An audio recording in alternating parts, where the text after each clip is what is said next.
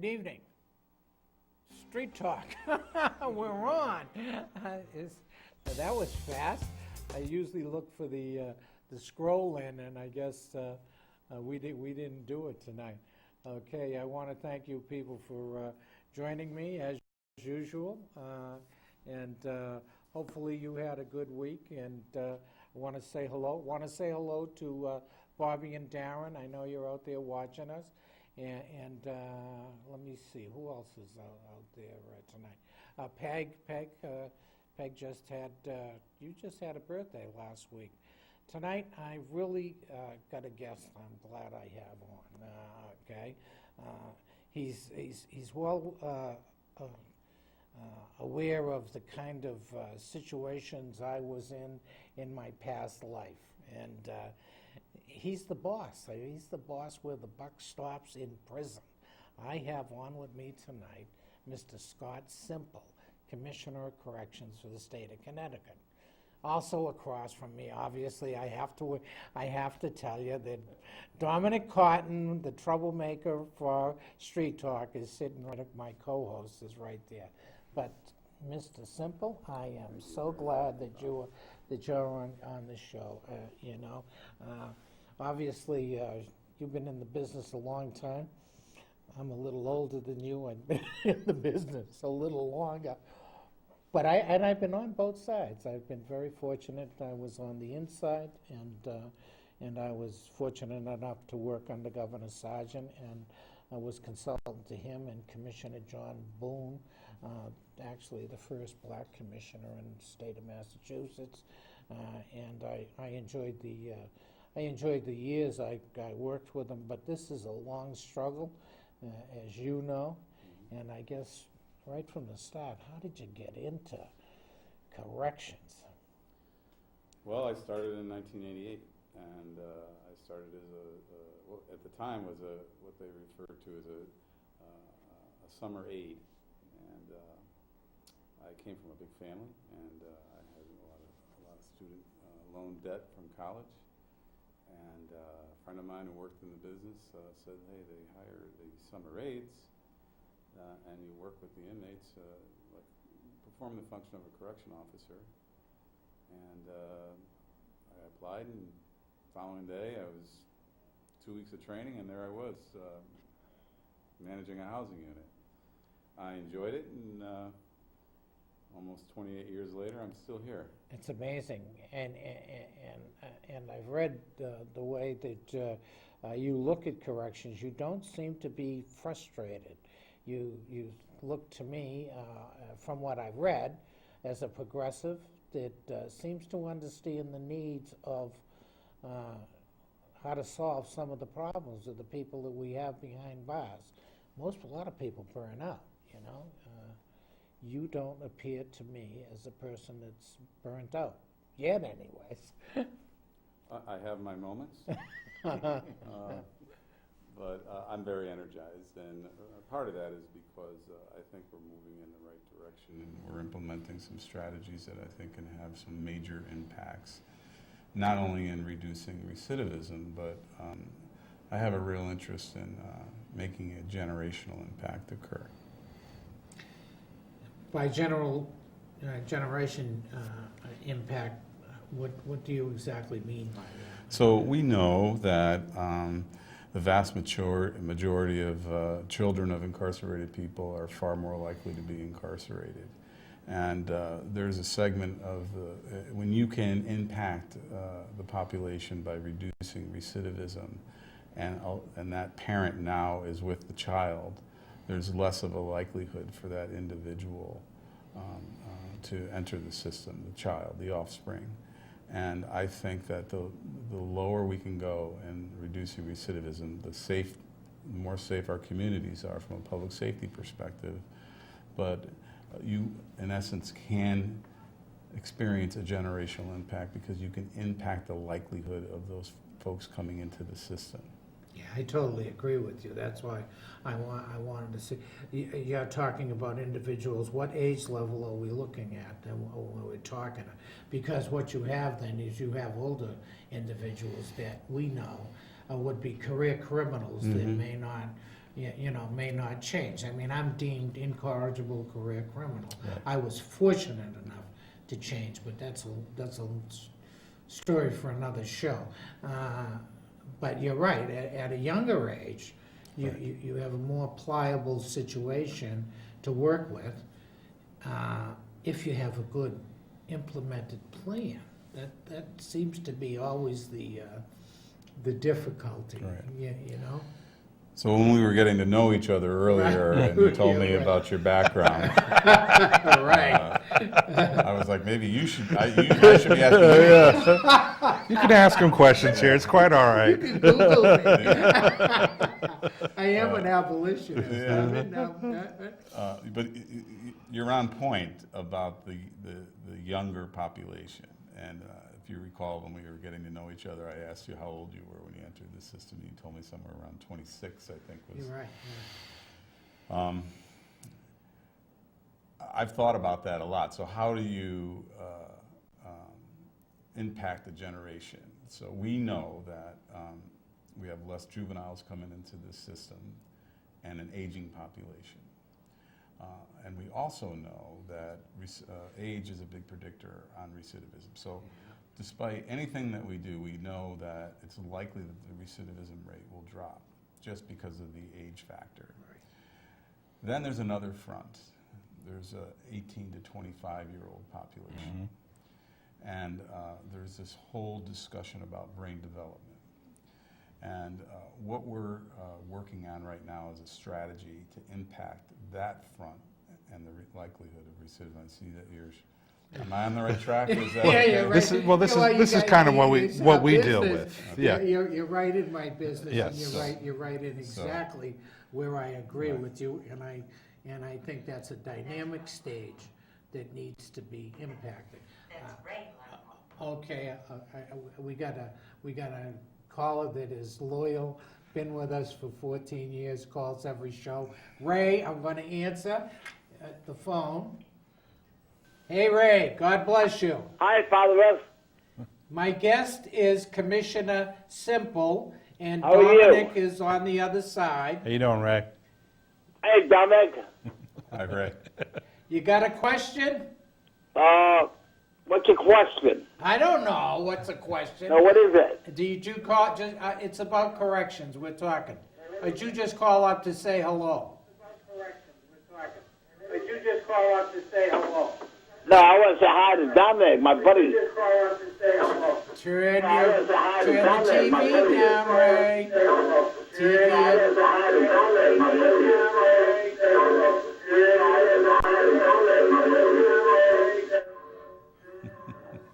It's like a feedback loop. Thank you. Okay, thank you. Not literally.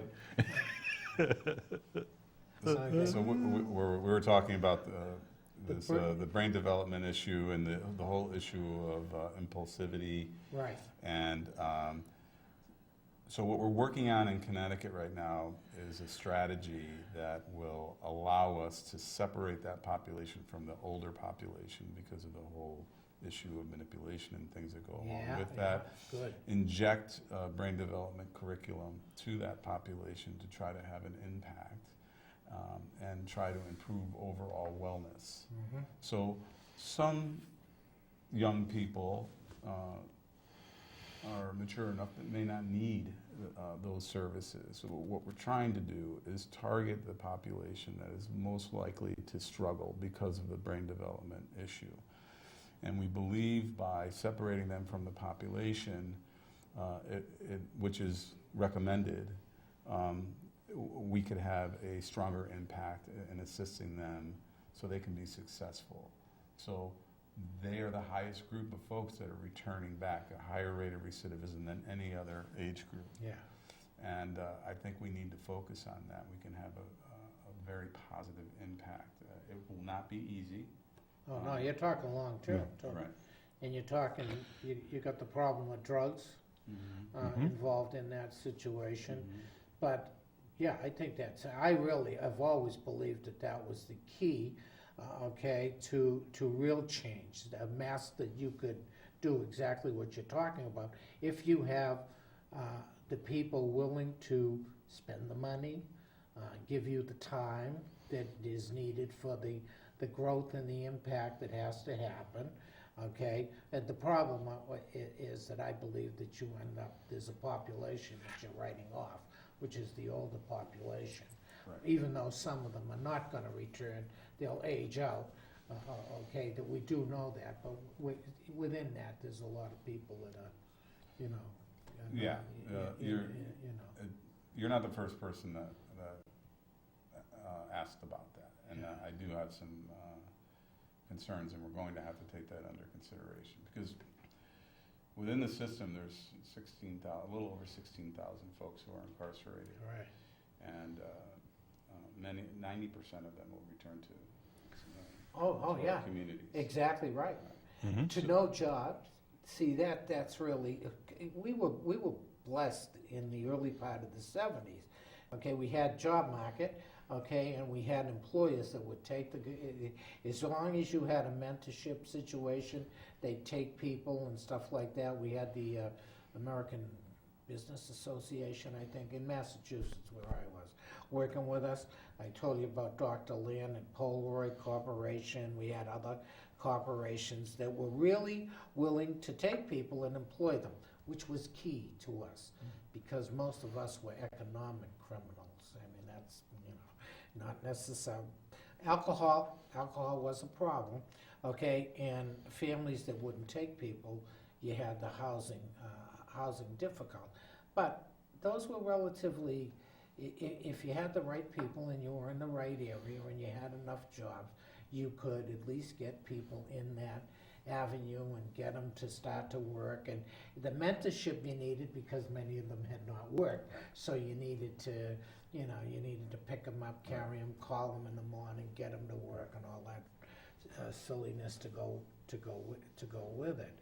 Okay, but you didn't have the mental health stuff that you have. Right. So I agree with you on what you just said. And, you know, sustainable income, residence, benefits.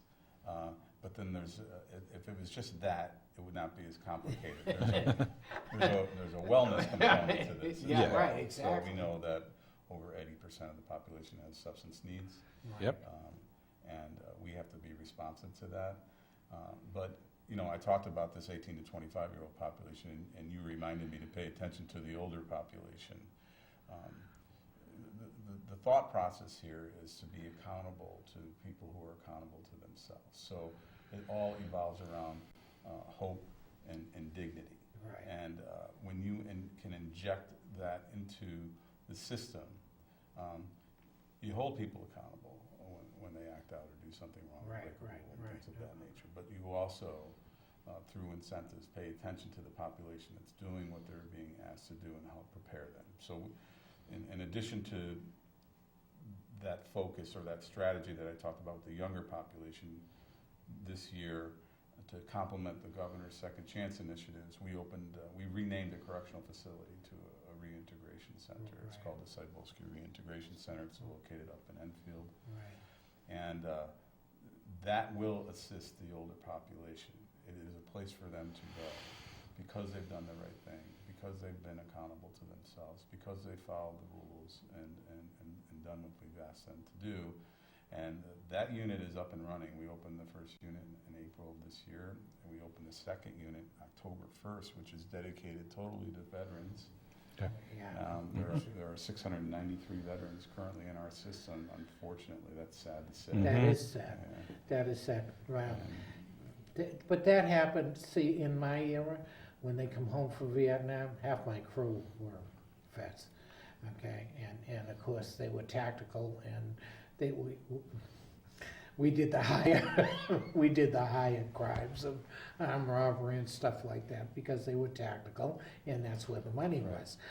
Okay, today I think you have a very different story that's going on from all that and I still have people that are. Why? I mean, I know for me, it's a personal story. I've had my stepson that's been incarcerated.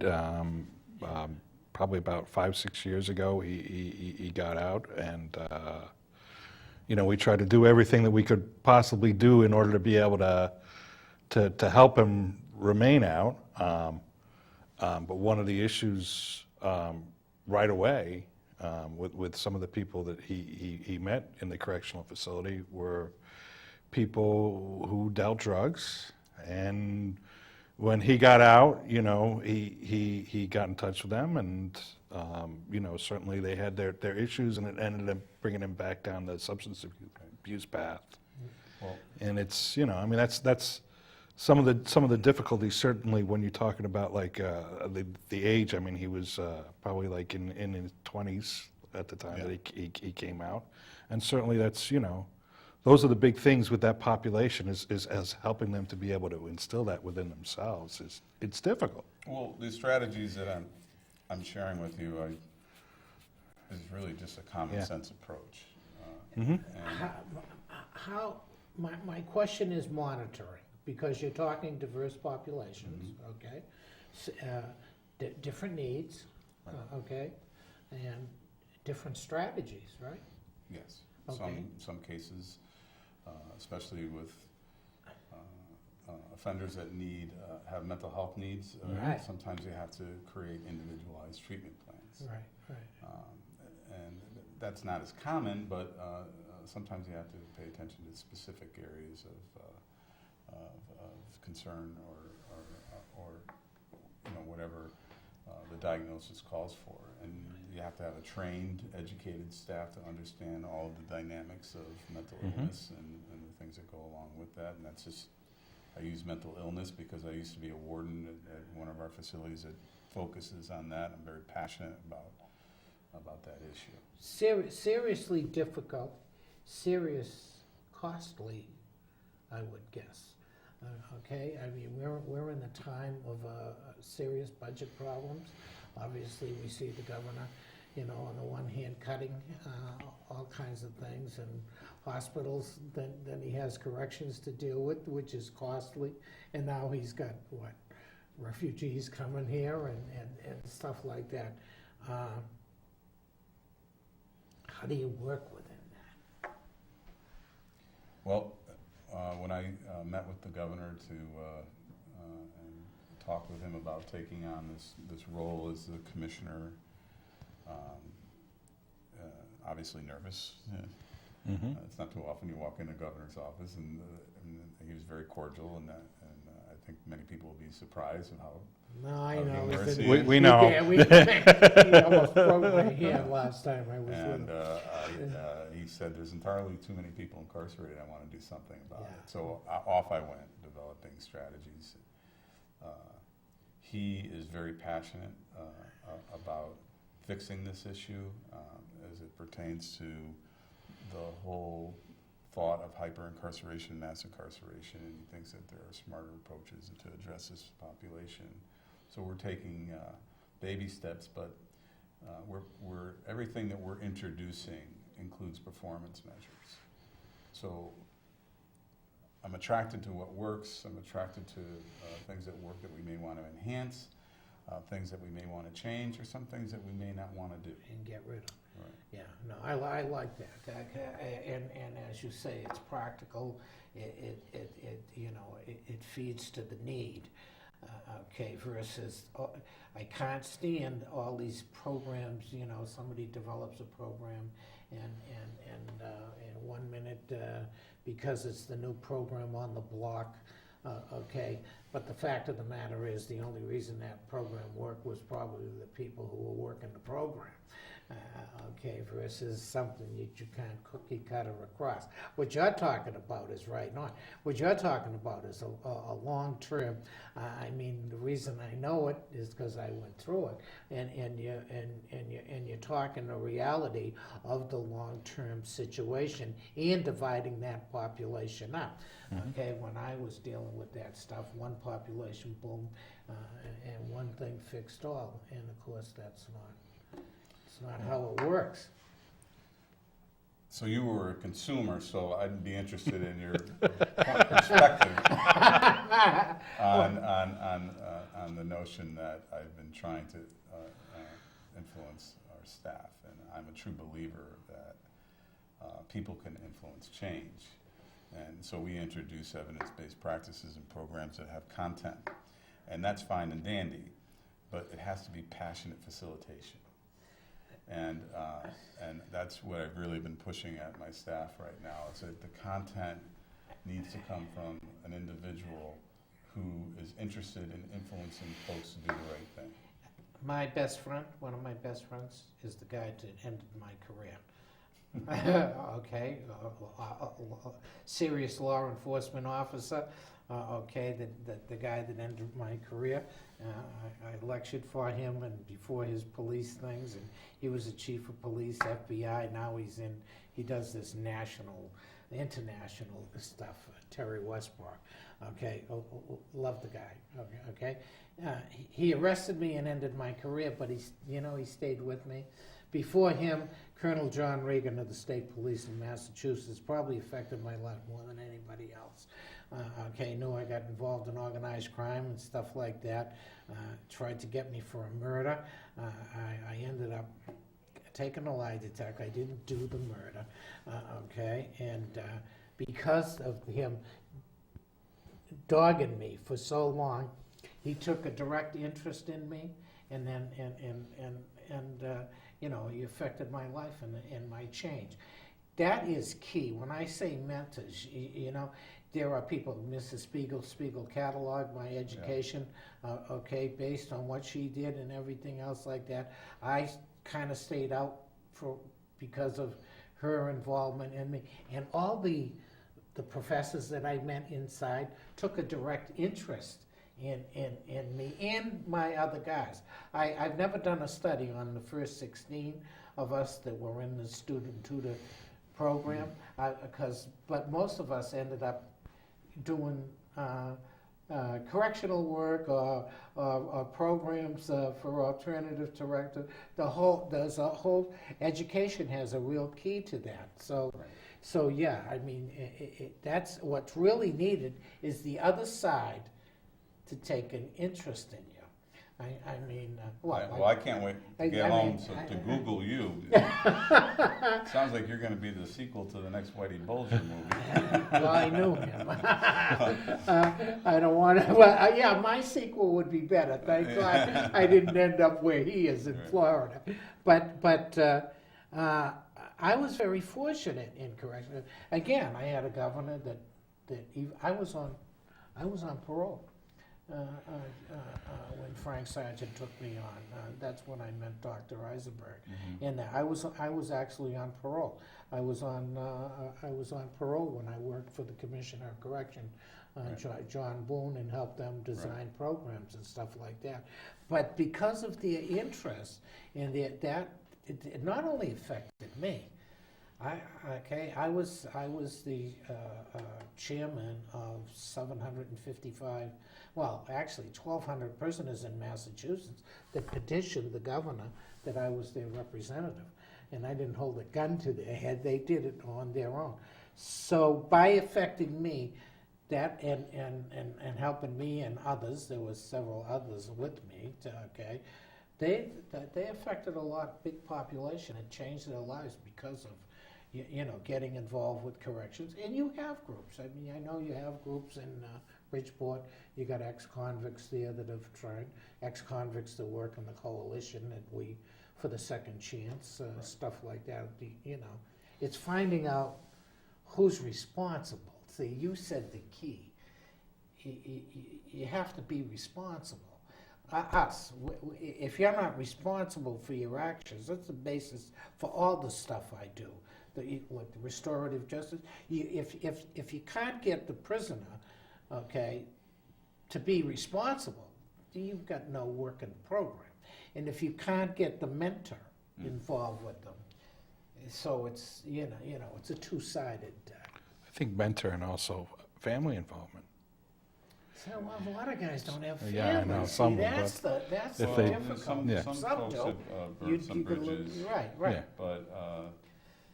But family unification is. It can be key. Yeah.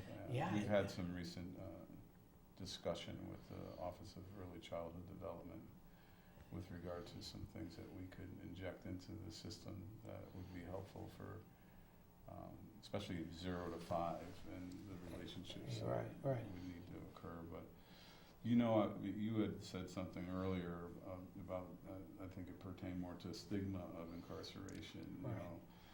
You would envision that we're a forgiving society, but that stigma stays with someone Even who's now, been being a priest, incarcerated it for a doesn't matter. lifetime. My belief, and I tell all my folks that I've dealt with now for years, if you're looking to get back in society, forget it. You need to change your life, and you need to stay out of the bars. You know, it's nice to know Commissioner Semple at this table. I don't want to know you from being on the other side, okay? The individuals okay? If that's what you're looking to do, that's not going to happen. You always have the stigma that you're a convict. Once a felon, I say life sentence. So I try right from the beginning is get that out of your head. What you really got to do is what are the skills that are going to help you survive and keep you the hell out of prison, jail, or away from the justice courts or anything else like that. That's key to me. You know, that is key to me. That, you know, maybe 25 years, maybe some people will love you and accept you, but the majority, and I tell everybody right up front, one of the first things I do is tell them I'm an ex-convict. Yeah, you know, it's interesting because if you go into our major cities, the notion of a second chance is accepted. Mm-hmm. And then when you go into the suburbs, you know, folks are like, well, you know, lock these people up, throw away the key until it's their child. That's right. And what I try to do when I talk to different groups, depending on where I am, is I try to connect with them to make it personal. Put yourself in the position of having to worry about someone who's incarcerated and wanting them to get over that hump and move on with their lives. And I have seen success, and that is motivating to me. But I will tell you that when I became deputy commissioner not too long ago, you get invited to a lot of events, and one of the events I got invited to was a reentry award ceremony. It was in Bridgeport.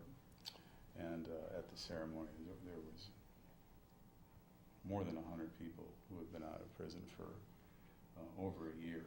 Many of them were enrolled in school full-time, employed, sustaining themselves, tax-paying, law-abiding citizens. And I drove home that night, and I was thinking about, you know, 3 months earlier I was a warden at a correction facility, and the only thing I see is failure. What's coming into the system? Yeah, you never. And if I only see failure, what do my staff see? That's right. So one of the things that we have been working on, and there's a specific organization that we hope to be able to work with, called the Phoenix Project, is to bring in ex-offenders who have succeeded. Yeah. So the staff can see that they've had an influence. You know, because that's what they said. You know what? Of all people, I was talking about this with one of your friends, Jim Huckabee, who was a warden and retired now, an educator. That's one of the things I wanted to do with him. I've done a couple of classes down in New Haven with him. And I enjoyed it because he speaks the language, and he was on the other side, I was on this side, and everything else like that. And if we went into a room and nobody knew, they wouldn't tell. We you know, you tell them at the end, no, I wasn't the warden, he's the warden, I'm the, because that's right. People get a misconception that there are many of us that are out here that did well. We have a judge in San Francisco that got elected. Bobby DeLello. Bobby DeLello did 40 years. He's with the American Friends Service Program. He's been out nine years. You know, you got a guy that's an academic. I mean, graduate of Boston University. Okay, summa cum laude, still there, but you know, Ralph's 47 years. He's already a success. You know, he's got several books out and stuff like that. Okay, so there are many of us that have done well. I guess you could say I'm not back there, so I've been a success for 30-something years, okay? Chose to do what I do. I chose ministry, and I chose, I could have probably done some other lucrative things if I wanted to, but that wasn't, some, helping others also gives you gives you not a career, what do I want to say? Gives you a reason to stay out. You know, for me, it was being an example to a lot of other. I do this show for convicts to show them that, look, you know, I affect elections, politicians, Massachusetts, do all those kind of things. If I can do it, you know, you can do it. I mean, they can do it. You can be a productive citizen. Choose to use your powers for good these days instead of evil. Yeah. But it feels good because Yeah. you're doing stuff for others. I mean, the reward that you get from doing that is so important. Knowing the cop that ended my career is a friend. He's a real good friend. You know what I mean? I mean that's key to my being responsible. And if I thought about doing anything, you know, wrong, which I could even now, okay, that's not going to happen because of all those people who assisted me. Right. You know, Yeah. yes. Yeah, I don't view it, you know, what we're doing and traversing through right now is a soft on crime approach. Oh, I no. view it as a smart on reentry approach. Mm-hmm. The only reason that we're able to do it is because our facilities are managed and organized. But it used to be that you strive to have facilities clean and quiet. So we have clean and quiet facilities. What's next? Where does the corrections part come in of the Department of Correction? Yeah, that's the corrections is the mentoring, the programming, because there are individuals who started out late in life, okay, maybe with their education. I mean, my education is ongoing now, but you know, at 26, you know, I was not I ready. feel I'm getting an education right now. Yeah, well, I wasn't, you know, I wasn't, I wasn't on the road to education then. I had to be locked up behind those damn bars to realize that, hey, and then well, I was blessed, I had kids. Okay, I was married young, I was married real young, but I had the kids and everything else. That was key, that was probably my only hope. And otherwise I could have went, I could have, well, I was in the gang wars with Mr. Bolger, who you just said. I lost 4 partners to them.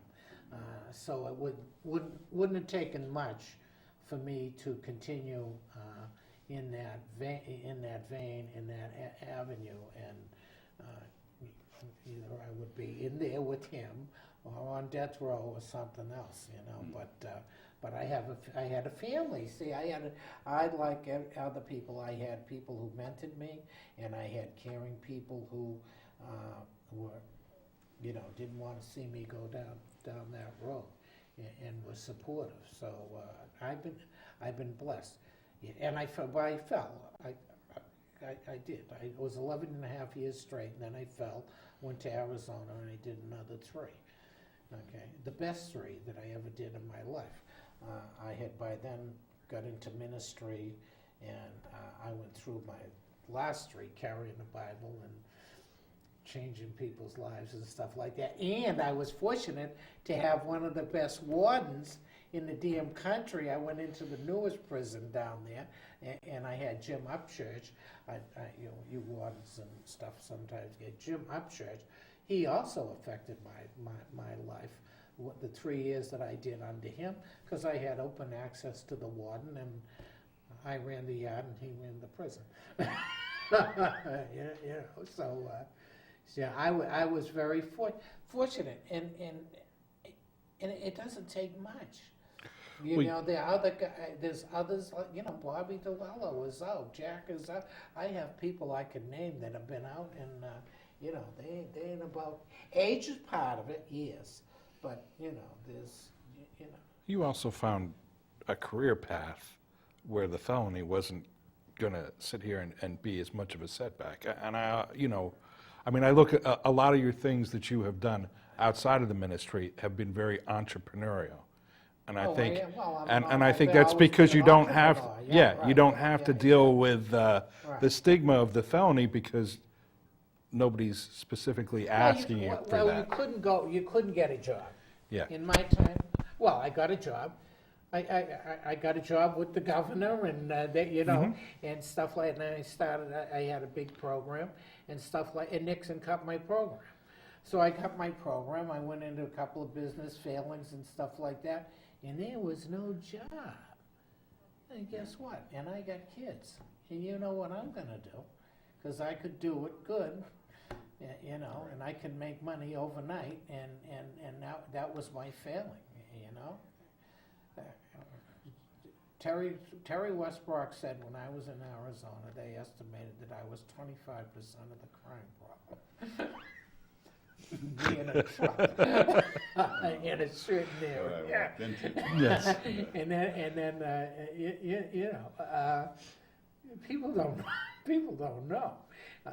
Okay, better, but then you know, I had already changed.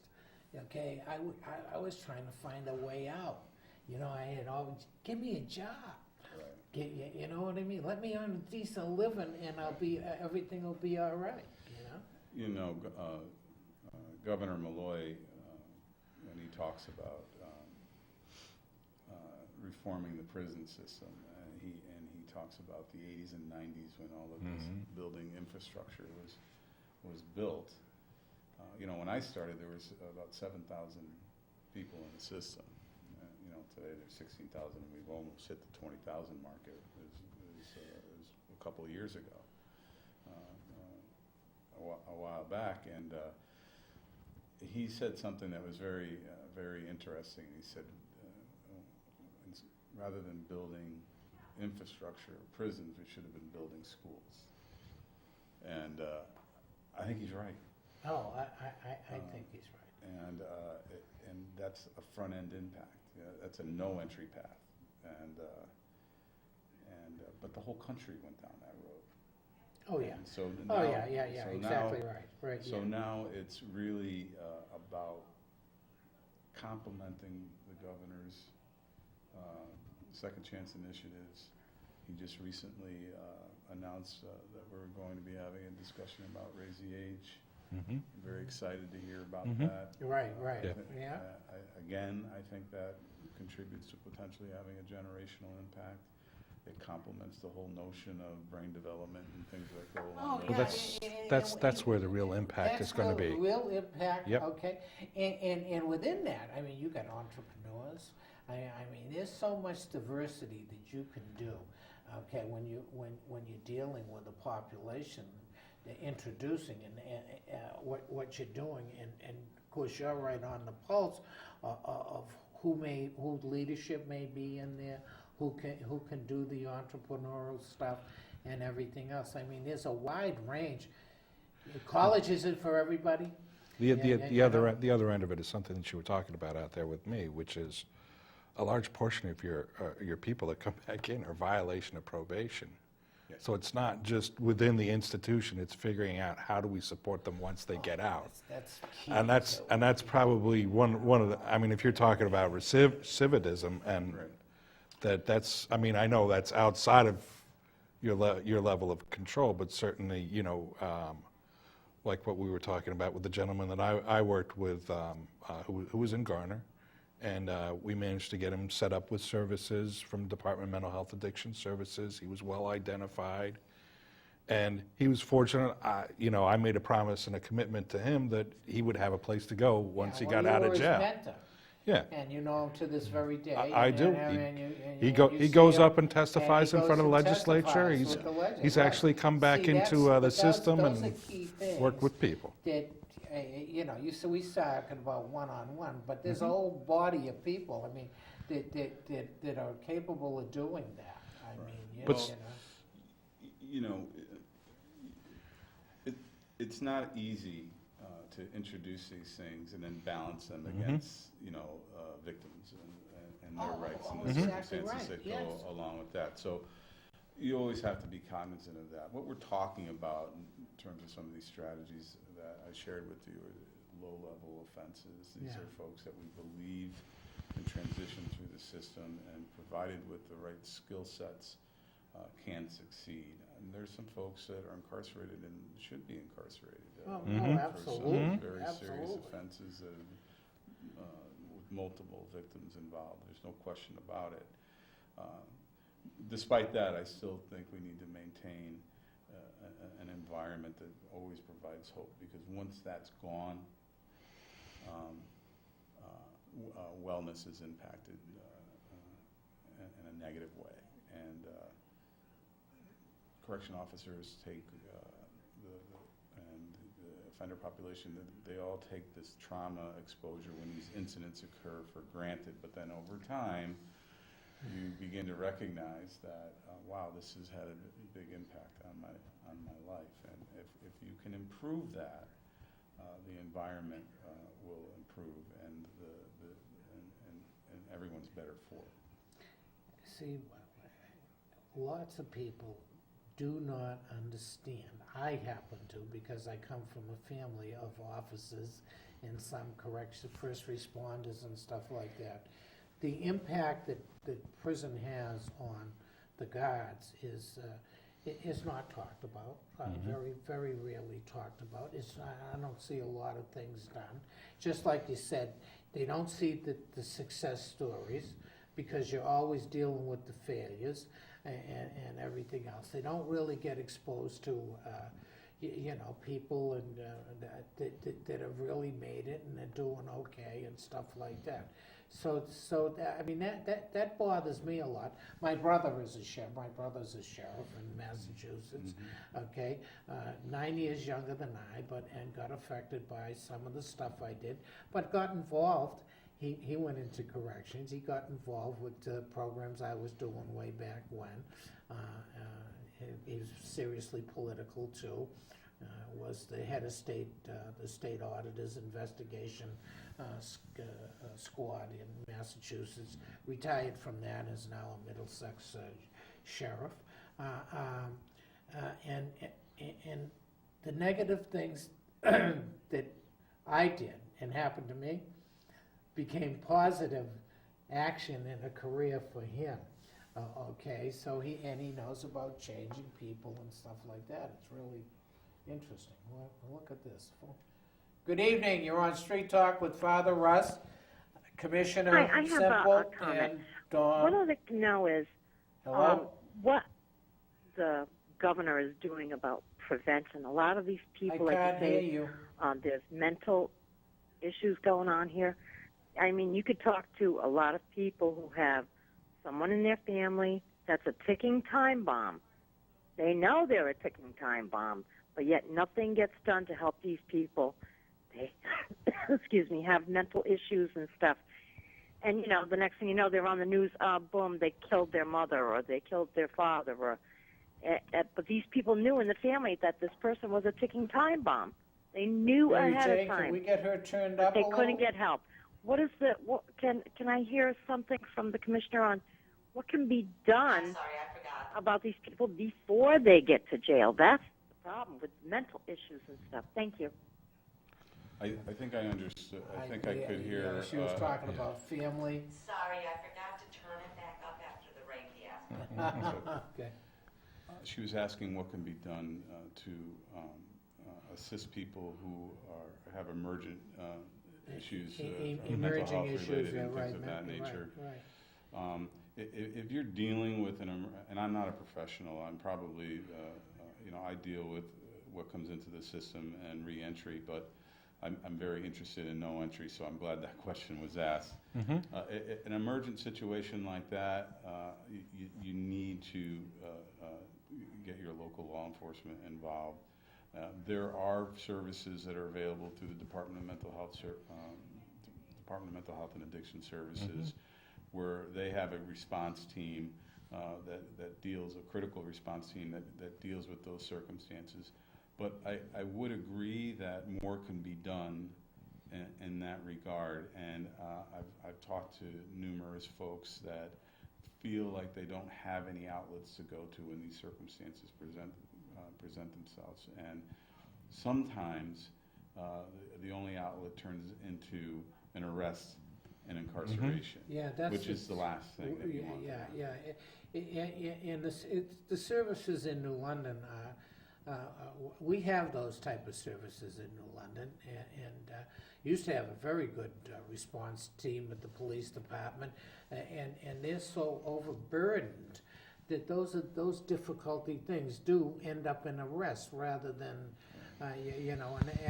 but those are the difficulties of what we're going through financially as a country, what we're going through with limited people in positions, very, very difficult, okay? And they are not, and from what I heard you say, and it was too low, you could call back, intervention is very difficult in communities. Community intervention is really a I know, difficult I've been through it several times. I I've was taken, just I've gonna taken say- people up to the psych hospital and Maybe we should had to call. convince people to Hello? take them in. Did you call back? Oh. Hello, Father Russ.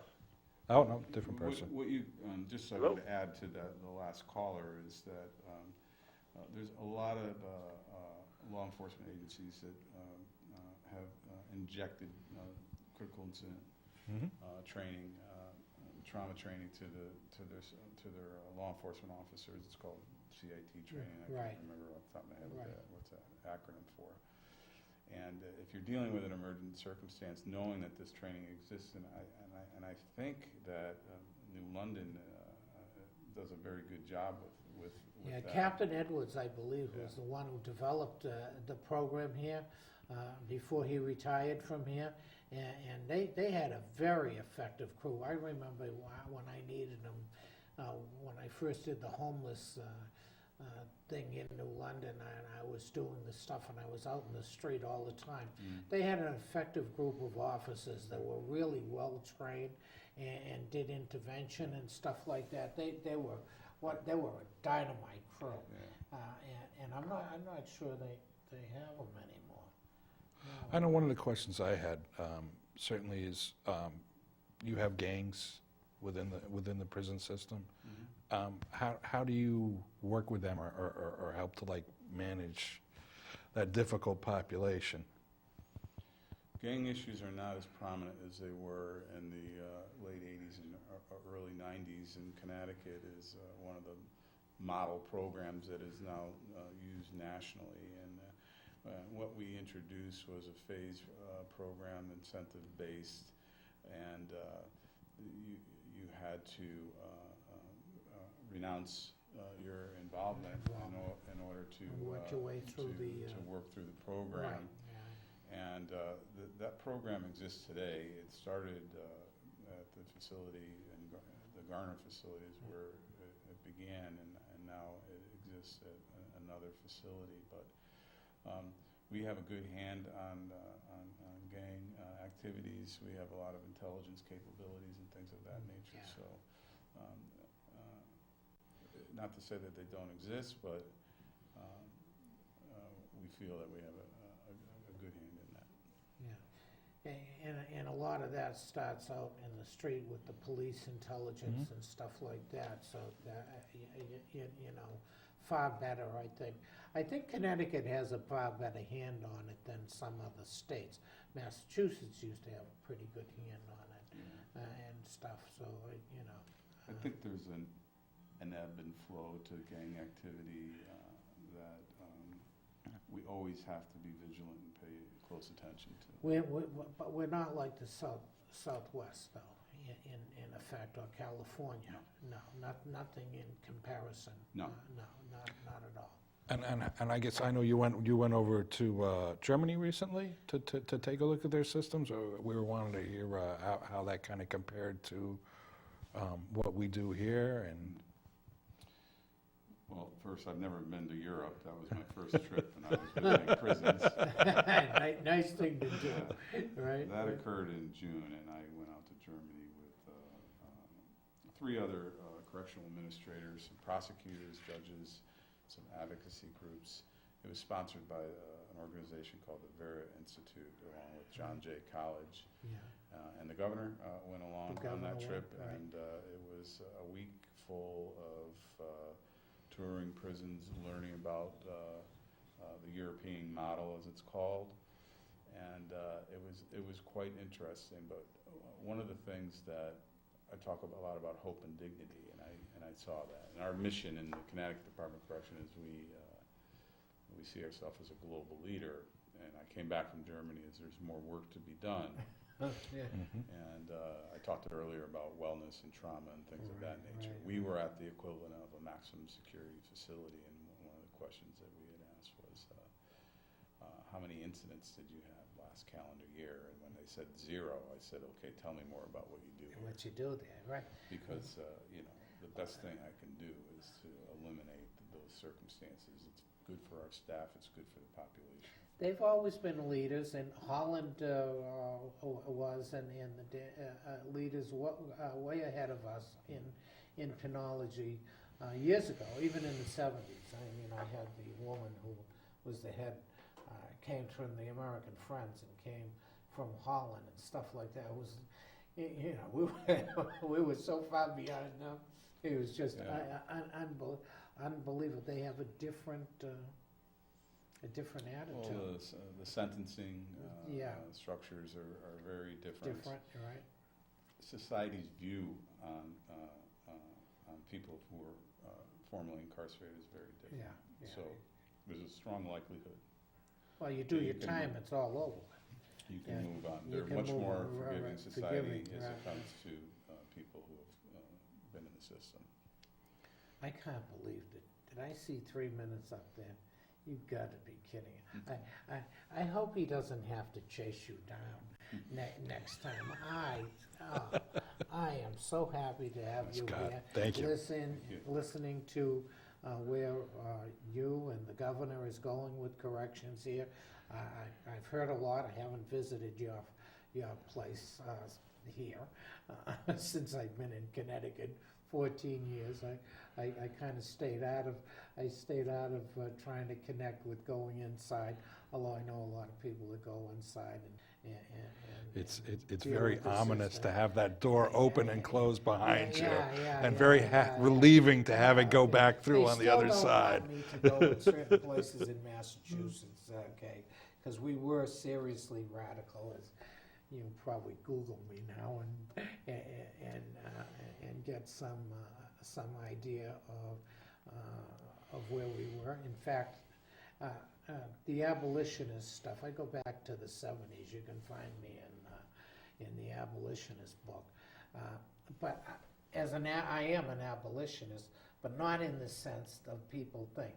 I want to do away with the system that we have and look to the model that is in Europe and stuff like that. It's always been my direction and stuff like that. And I was very blessed to have at BC and Boston UNIBU some real good penologists that had been involved in what they were doing years ago, and they kind of listened to us, okay, and instituted a lot of the things that prisoners, really developed programs that were taken on by professionals like yourself and have worked.